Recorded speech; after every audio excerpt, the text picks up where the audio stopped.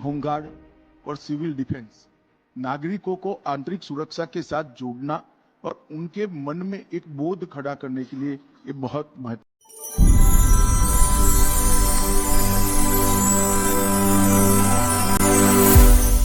Home guard और civil defence नागरिकों को आंतरिक सुरक्षा के साथ जोड़ना और उनके मन में एक बोध खड़ा करने के लिए ये बहुत महत्वपूर्ण प्रक्रिया है, मगर वो आज कई सालों से वैसे ही पड़ी है जो सर्कुलर से होती है। Fire brigade, industrial security force, जन्म और मृत्यु के पंजीकरण का डिजिटल होना, आईपीएस डेप्यूटेशन पर राज्यों की ओर से भेजे नहीं जा सकते हैं। भारत सरकार की सभी योजनाओं में खर्च अनुपात में गृह विभाग में राज्यों ने बहुत कम किया है। इस प्रकार की कई समस्याओं पर कल हमने यहाँ पर चर्चा की है। इसके लिए एक प्रेजेंटेशन भी रखा गया था और सभी मुख्यमंत्री गृह मंत्रियों का ध्यान आकर्षित करने की हमने प्रयास भी किया है। और इसके साथ साथ लगभग सभी राज्यों के मुख्यमंत्री और गृह मंत्रियों ने कल बात रखी है। बचे हुए सारे गृह मंत्री आज भी बात रखेंगे, जिसमें राज्यों की बेस्ट प्रैक्टिसेस को साझा करने का भी काम हुआ है, जिससे एक राज्य के अच्छे प्रयोग को देश भर के राज्य स्वीकार कर सके। राज्यों ने अपनी कुछ तकलीफें भी यहाँ मंच पर रखी हैं, जिसका समाधान भारत सरकार के सहयोग से वो चाहते हैं।